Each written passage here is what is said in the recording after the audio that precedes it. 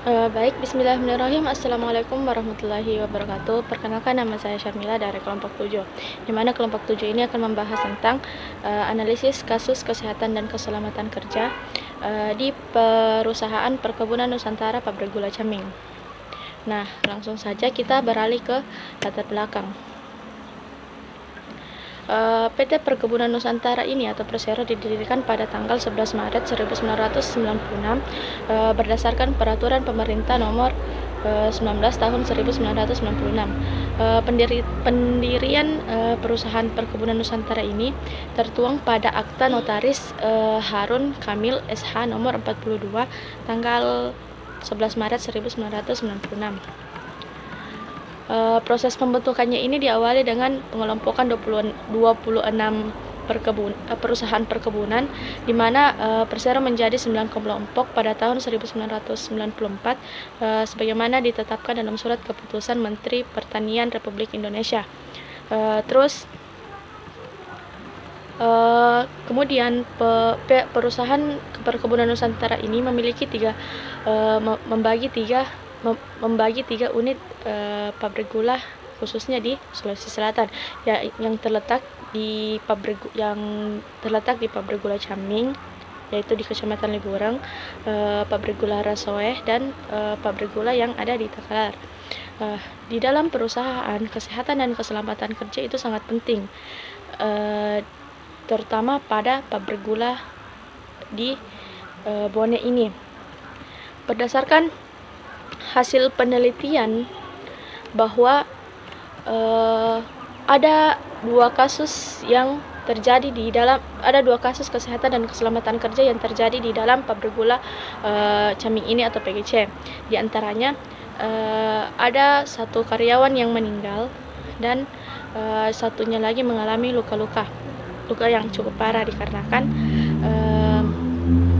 yang pertama ini karyawan meninggal dikarenakan dia jatuh dari ketinggian pada saat mengecat knalpot atau saringan udara pabrik. Dia jatuh. Nah, dia tidak memakai pengaman. Ini bisa disebabkan oleh kelalaian pekerja karena tidak menggunakan alat pengaman, dan bisa juga disebabkan oleh kelalaian pabrik karena tidak memberikan pengeringatan dan memberikan alat yang memadai. Terus yang kedua, kasus yang menimpa seorang karyawan yang jatuh di kolam air panas. Nah, ini bisa disebabkan karena memang kelalaian karyawan. Mengapa? Karena sudah jelas-jelas pada saat itu sudah ada tanda bahwa dilarang memasuki jalur atau area ini, sedangkan karyawan tersebut tetap melanggar peraturan itu. Nah, di situ dia jatuh di kolam air panas. Terus rumusan masalah. Nah, rumusan masalah yang kami ambil dari penelitian ini yaitu apa saja kasus kesehatan dan keselamatan kerja yang ada di perusahaan perkebunan Nusantara Pabrik Gula Caming ini. Terus yang kedua, apa saja penyebab terjadinya kasus kesehatan dan keselamatan kerja yang ada di pabrik gula ini. Nah, adapun tujuan penelitian kami itu untuk mengetahui kasus apa saja yang ada di dalam perusahaan tersebut. Terus yang kedua, untuk mengetahui penyebab terjadinya kasus tersebut. Nah, adapun manfaat penelitian yang kami lakukan di sini ada dua, yaitu manfaat teoritis dan manfaat praktis. Di mana manfaat teoritis ini kita memberikan landasan teori atau landasan bagi peneliti lain untuk melakukan penelitian yang hal serupa dengan kami. Terus adapun manfaat praktisnya itu memberikan sumbangan pemikiran bagi peneliti yang lain untuk meningkatkan program kesehatan dan keselamatan kerja yang baik secara baik dan efisien. Terus yang kedua, memperluas wawasan bagi penulis, terutama kami penyusun proposal mengenai kesehatan dan keselamatan kerja atau K3.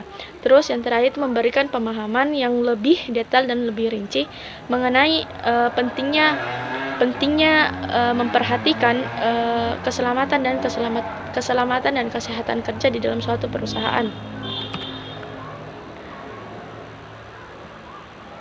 Nah, itu saja materi dari saya. Sekian dan terima kasih. Assalamualaikum. Assalamualaikum warahmatullahi wabarakatuh. Saya Muhammad Mufti Murtada akan melanjutkan pembahasan dari saudari Syarmila. Baik, langsung saja ke tinjauan pustaka.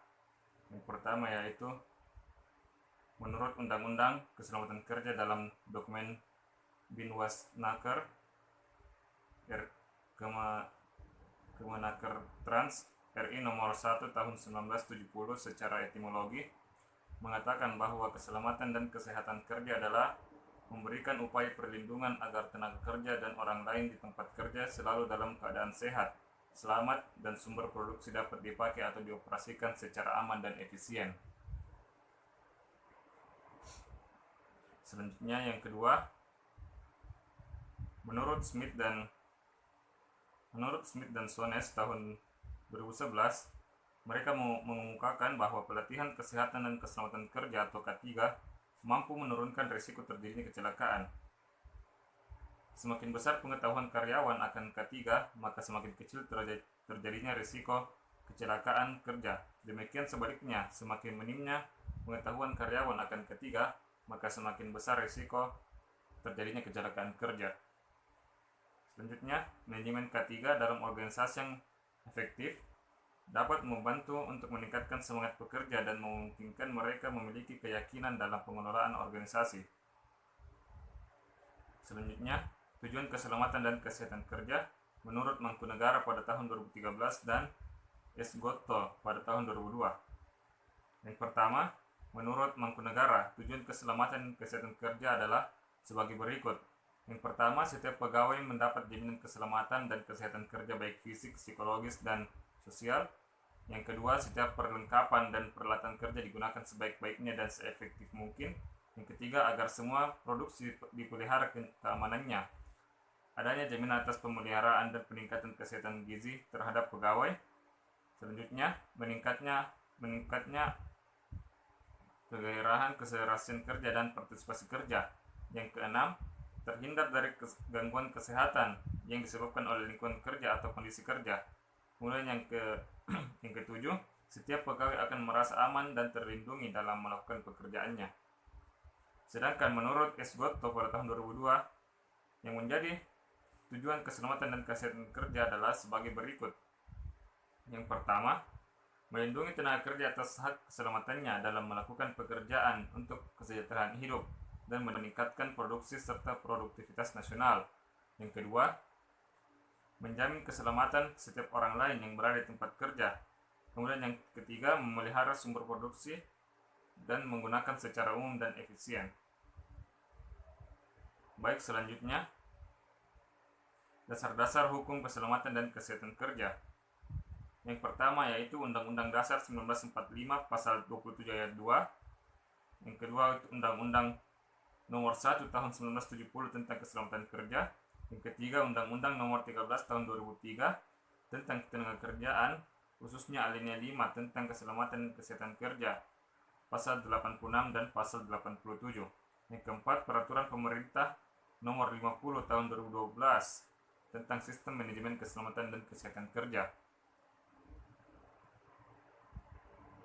Selanjutnya, menurut Undang-Undang Nomor 1 Tahun 1970 dalam dokumen Binwasnaker Kemenaker Trans RI, sasaran keselamatan dan kesehatan kerja adalah sebagai berikut. Yang pertama adalah work life safe atau melindungi buruh dan orang lain di tempat kerja atau lingkungan kerja untuk upaya mencegah kecelakaan.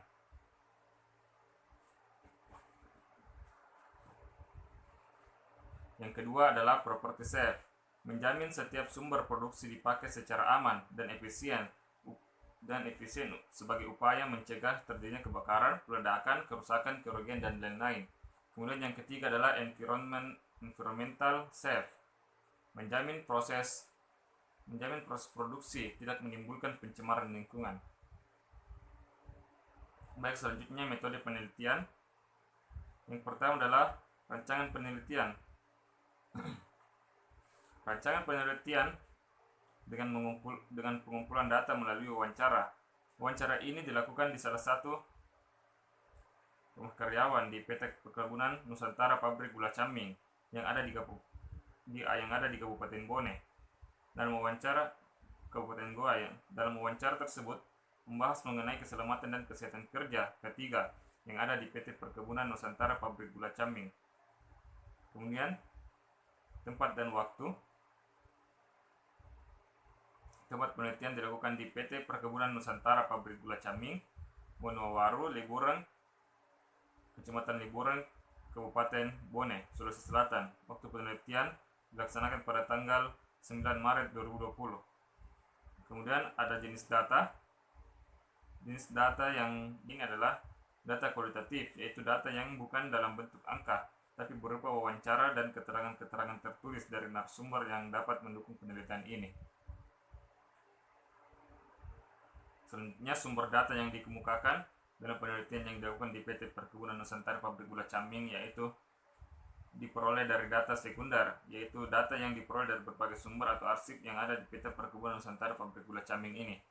Adapun teknik pengumpulan data yang pertama, teknik pengumpulan data yaitu dengan cara wawancara pada pihak yang terlibat yang bersangkutan, yaitu PT Perkebunan Nusantara Pabrik Gula Caming secara sistematik dan berlandaskan tujuan penelitian. Baik, terima kasih. Itulah presentasi kelompok dari kami. Lebih dan kurangnya mohon dimaafkan. Wassalamualaikum warahmatullahi wabarakatuh.